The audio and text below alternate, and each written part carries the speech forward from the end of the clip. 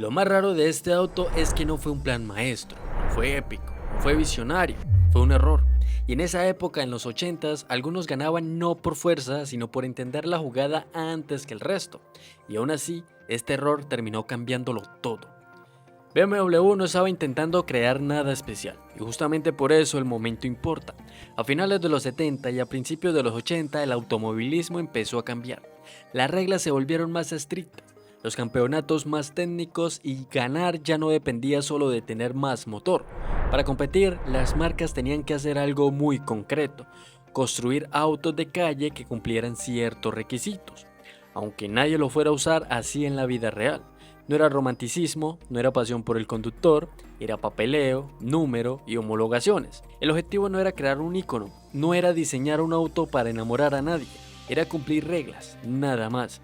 Y cuando los autos nacen así, desde la burocracia y no desde la obsesión, es cuando empiezan los problemas. Pero en BMW nadie pensó que ese sería el caso. No estaban buscando una leyenda, solo querían competir en turismos, en campeonatos como el DTM y el ETCC. Y para poder correr ahí, las reglas eran claras. Había que fabricar una cierta cantidad de autos de calle. Nada glamuroso, nada inspirador, un requisito administrativo más. Lo normal en esa época era simple. Tomabas un sedán existente, lo adaptabas un poco, lo hacías suficiente y seguías adelante. Pero BMW no lo hizo así. En lugar de partir del auto de calle, partió del auto de competición. Diseñaron el coche pensando primero en la pista. Un chasis más rígido, un reparto de peso preciso, un motor pensado para girar a altas velocidades, no para ser cómodo. Y después, solo después, lo civilizaron. Lo justo para que pudiera venderse, lo mínimo para que cumpliera la regla. Cada decisión tenía lógica por separado.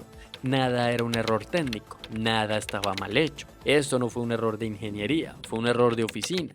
Y nadie entendió a tiempo que ya no estaban cumpliendo un trámite. Estaban creando algo demasiado especial para hacer solo eso. En los papeles el auto cumplía, en la calle no encajaba del todo y en la pista empezó a pasar algo que nadie había planeado. Y ahí fue cuando el auto empezó a delatarse. Ese sedán que BMW llamó M3 no encajaba con lo normal.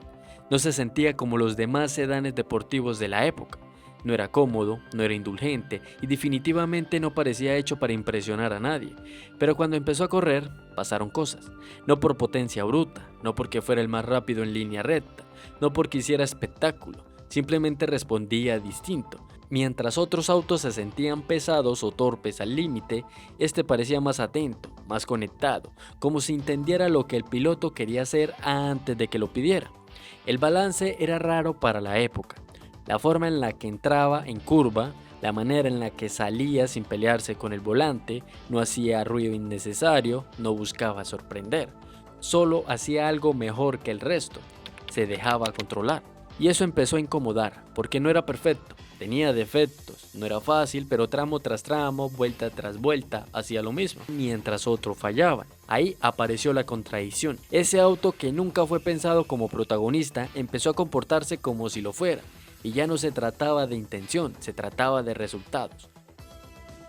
No era magia, había una razón. Mientras muchos fabricantes seguían persiguiendo lo mismo de siempre, más motor, más potencia, más cifras para impresionar, este auto iba por otro camino.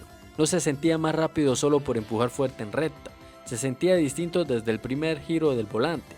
Respondía inmediato, no te corregía, no te protegía, si entrabas mal a una curva lo sentías, si frenabas tarde también, pero cuando hacías las cosas bien, el auto acompañaba. No ganaba la carrera por ti, te obligaba a manejar mejor y eso, para muchos pilotos, fue un choque, porque no era un auto indulgente, no disimulaba errores, no maquillaba malas decisiones, te enseñaba. Con el tiempo quedó claro algo que en los 80 no todos entendían. Algunos autos no ganaban por exceso, ganaban por equilibrio, por cómo se sentían al límite, por cómo transmitían información, por cómo te hacían parte del proceso y no un pasajero más. Y cuando un auto logra eso, deja de ser solo una herramienta y empieza a marcar una forma de manejar. Y cuando algo así funciona durante suficiente tiempo, deja de ser una obsesión. Después de esto algo empezó a cambiar, no de un día para otro, no como una moda, pero sí como una incomodidad silenciosa dentro del paddock. Otros fabricantes empezaron a reaccionar, a mirar lo que estaba pasando, a preguntarse si seguir buscando solo más potencia tenía sentido, porque el M1330 no estaba ganando por hacer lo mismo que los demás, estaba ganando por hacer algo distinto.